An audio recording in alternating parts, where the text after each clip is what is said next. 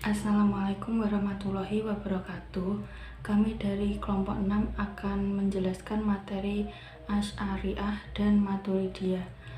Kami beranggotakan 3 orang, yaitu saya Agistiani Febrianti dengan NIM 2010479, Nurul Afriyah dengan NIM 201041166, dan Khurotun Ayunisa Ismani Ayu dengan NIM 201041187. Di sini saya akan menjelaskan materi tentang aliran Asy'ariyah yang merupakan aliran teologi dinisbahkan kepada pendirinya, yaitu Abu Al-Hasan Ali bin Ismail Al-Asy'ari. Beliau berguru pada Abu Ali Al-Jubai. Setelah itu, beliau keluar dari Mu'tazilah dan menyusun teologi baru yang berbeda, yaitu yang dikenal dengan sebutan Asy'ariyah.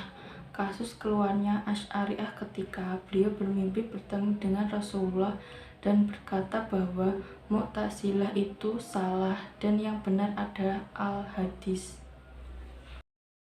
Asal-usul aliran Asy'ariyah. Asy'ariyah dan Maturidiyah muncul secara bersamaan yang dikenal dengan ahli al-sunnah wal jamaah.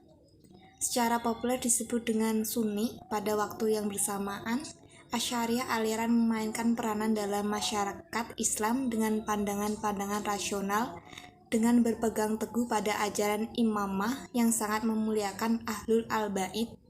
Tidak dipungkiri bahwa sejak lama kaum muslimin di Indonesia menganut mazhab fikih al-Syafi'iyah. Secara akidah banyak mengikuti paham Asy'ariyah. Secara tasawuf merujuk pada ajaran-ajaran sufi Imam Abu Hamid Al-Ghazali dan tokoh-tokoh Islam Asy'ariyah meliputi Al-Bailani, Al-Juwaini, Al-Ghazali. Doktrin-doktrin dari aliran Asy'ariyah yang pertama yaitu zat dan sifat Tuhan, di mana sifat-sifat Tuhan yang diantaranya adalah Al-Alim, Al-Qudra, dan yang lain-lain adalah termasuk dikatakan la yukayat wa la yuhad, atau tanpa diketahui bagaimana dan cara batasnya. Kemudian yang kedua, kebebasan dalam berkehendak. Menurut Al-Asy'ari, manusia itu digambarkan sebagai seseorang yang lemah, tidak mempunyai daya dan kekuatan apa-apa di saat berhadapan dengan kekuasaan absolut yang mutlak. Kemudian perbuatan manusia sebenarnya adalah perbuatan Allah.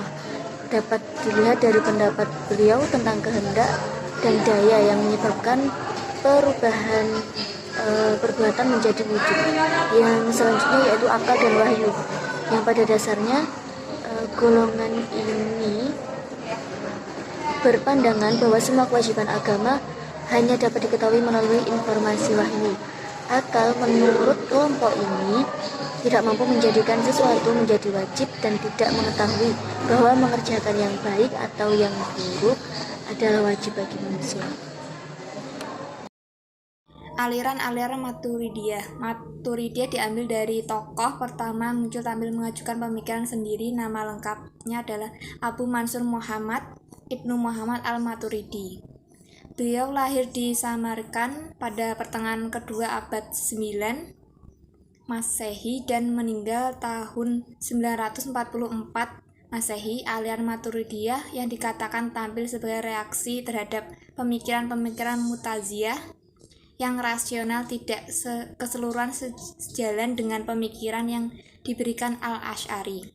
Dijelaskan sebelumnya bahwa pemikiran teologi Asy'ari sangat banyak menggunakan makna teks atau nas agama, bisa merujuk menggunakan Quran atau Sunnah. Maka Maturidiyah dengan mazhab Hanafi banyak menggunakan takwil.